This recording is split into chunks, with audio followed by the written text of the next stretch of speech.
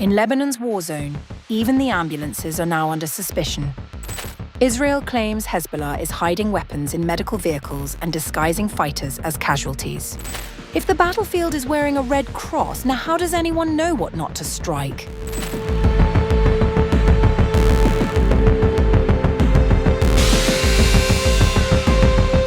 A battlefield blurred, where ambulances don't just carry the wounded, but allegedly conceal weapons and fighters. The Israeli military says Hezbollah has been using ambulances and medical teams to transport weapons and operatives across Lebanon, disguising movement and exploiting protected medical infrastructure. Footage released by the military on April 24th revealed. According to the IDF, this practice has been systematic and repeated, undermining the protections granted to medical facilities under international law. This footage constitutes evidence of Hezbollah's use of medical vehicles to exploit their protected status.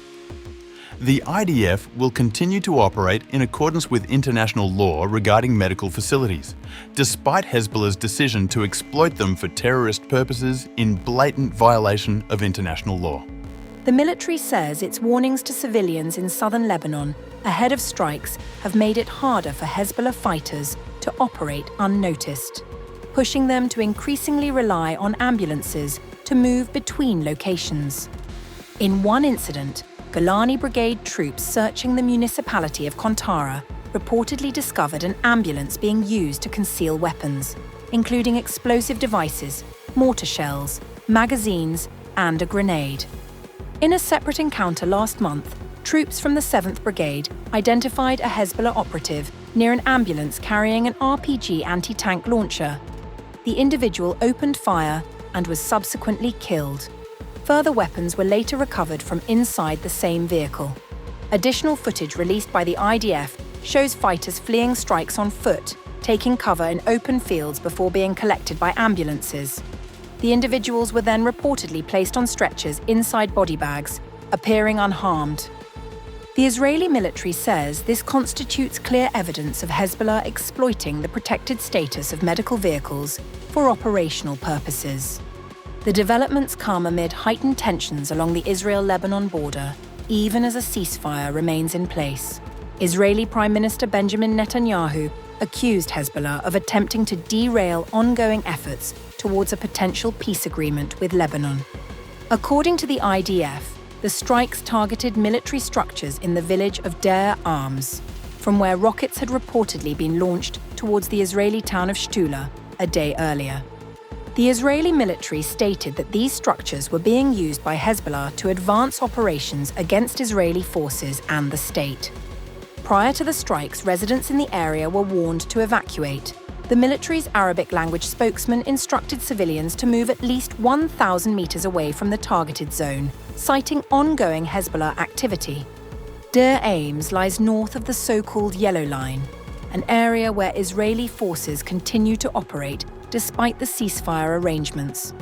Meanwhile, Netanyahu also confirmed that he had held what he described as an excellent conversation with US President Donald Trump, noting continued coordination and pressure on Iran, both economically and militarily.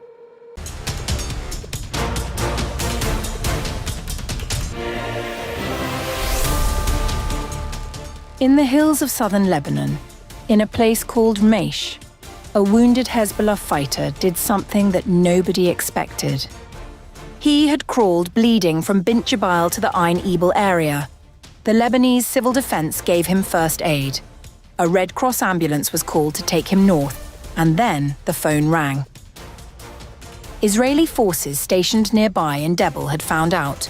They called the paramedics directly and gave them a choice: hand over the fighter or the ambulance gets bombed. The paramedics refused. What happened next says something about this war that no press release ever could. The fighter, still bleeding, made his own decision. He told the paramedics to stand down. And then he walked himself to Debel and surrendered, because he did not want the paramedics or the local residents to pay the price for his survival.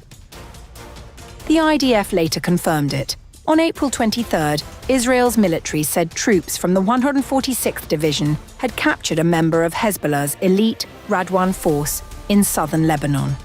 A short while after being identified, the terrorist surrendered and was apprehended by the forces.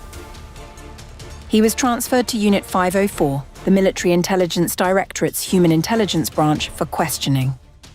The IDF described the operative as someone who was planning imminent attacks on Israeli soldiers.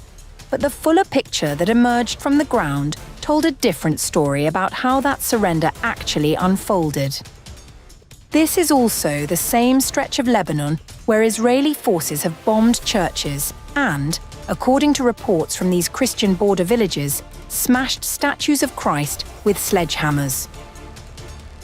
The communities caught in the middle are not combatants. They are villagers.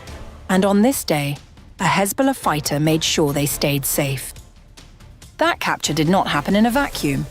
Israel and Lebanon are currently inside a 10-day ceasefire window, one that is set to expire on April 26th.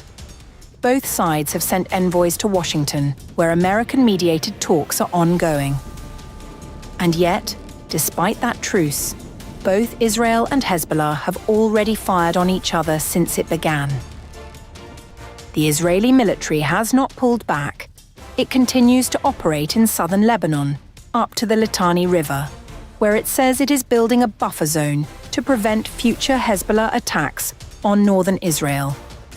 The capture of the Radwan force operative fits squarely into that posture. Israel is signaling it will not wait for threats to arrive at the border. The Radwan force is not an ordinary unit.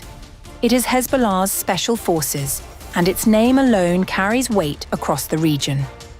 That one of its members surrendered to Israeli troops under these specific circumstances will be studied carefully by both sides.